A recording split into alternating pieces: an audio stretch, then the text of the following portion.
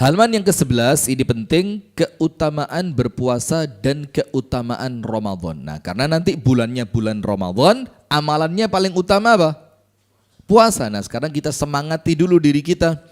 Di antara keutamaan berpuasa pada bulan Ramadan, nomor 1, diturunkannya Al-Quran adalah pada bulan Ramadan. Dalilnya di surat Al-Baqarah ayat 185. Nah, sebagian ulama mengatakan salah satu yang menjadikan Ramadan itu sempurna itu karena Ramadan oleh Allah dipilih menjadi bulan diturunkannya Al-Quran. Tahu kan ceramah-ceramah sebelumnya? Nabi Muhammad nabi terbaik karena Nabi Muhammad dapat Al-Quran. Orang terbaik man ta'allamal Qur'ana wa 'allama, yang mau belajar Al-Quran. Malaikat terbaik Malaikat Jibril, karena Malaikat Jibril yang bertugas menyampaikan Al-Quran. Bulan terbaik bulan Ramadan, karena Ramadan bulan diturunkannya Al-Quran. Malam terbaik Lailatul Qadar, karena Lailatul Qadar itulah Allah turunkan Al-Quran. Sehingga apapun yang berkaitan dengan Al-Quran akan menjadi yang terbaik. Maka kita kalau kepingin jadi orang terbaik, yo harus interaksi dengan intens dengan Al-Quran. Allah berfirman dalam Al-Baqarah 185, Syahrul Ramadhan alladzi unzila fihil Quran hudal linnasi wa bayyinatin minal huda wal furqan. Bulan Ramadan ini adalah bulan diturunkannya Al-Quran sebagai petunjuk bagi manusia dan penjelasan mengenai petunjuk itu dan pembeda antara yang hak dan yang batil. Sekarang ini penjelasan tambahan dari saya. Al-Quran itu turunnya 23 tahun. Betul apa enggak? Mulai Nabi Muhammad diutus sampai Nabi Muhammad wafat sallallahu alaihi wasallam. Nah, kok dibilang turunnya pada bulan Ramadan, padahal turunnya bulan Syawal ya ada Al-Quran turun, bulan Dzulhijjah ada Al-Quran turun, bulan Rajab ada Al-Quran turun, bulan Sya'ban ada Al-Quran turun. Kok dibilangnya turunnya pada bulan Ramadan? Nah, panjenengan tulis Al-Quran itu turunnya 2 kali. Turun yang pertama, turun secara utuh 30 juz langsung. Secara utuh berapa?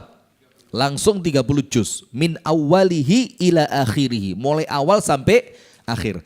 Turunnya dari mana ke mana?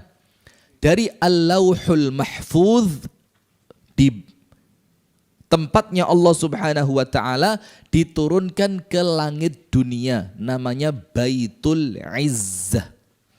Itulah yang turunnya pada bulan Ramadan, percisnya Lailatul Qadar. Inna anzalnahu fi Lailatul Qadar. Kami turunkan Al-Quran pada Lailatul Qadar. Itu turun 30 juz langsung dari Lauhul Mahfuz ke langit dunia.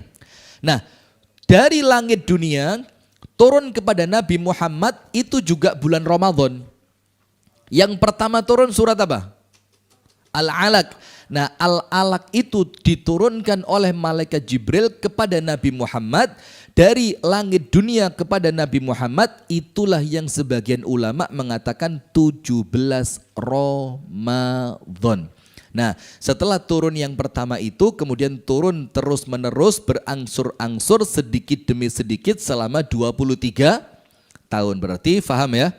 Al-Quran turun berapa kali? 2 kali. Yang pertama secara langsung utuh dari Lauhul Mahfuz ke langit dunia. Kemudian turun dari langit dunia kepada Nabi Muhammad SAW dengan perantara Malaikat Jibril berangsur-angsur selama 23 tahun. Yang pertama 30 juz langsung di bulan Ramadan pada Lailatul Qadar. Turun pertama kali dari langit dunia kepada Nabi Muhammad diawali surat Al-Alaq 5 ayat pertama tanggal 17. Allah berfirman, nuzulul Quran itu inna anzalnahu fi Lailatul Qadar. 17 Ramadan belum Lailatul Qadar, karena Lailatul Qadar itu 10 terakhir. Ah, ini kurang pengetahuan. Maka dikatakan oleh para ulama, lau sakata man la ya'lam laqallal khilaf. Kalau orang yang tidak ngerti itu diem saja, maka perbedaan pendapat itu akan berkurang. Sekarang perbedaan pendapat itu rame gara-gara yang tidak ngerti ikut ngomong. Nah, itu keutamaan bulan Ramadan yang pertama, yaitu bulan yang Allah pilih sebagai turunnya Al-Quran. Tentu ini menjadi bulannya semakin mulia.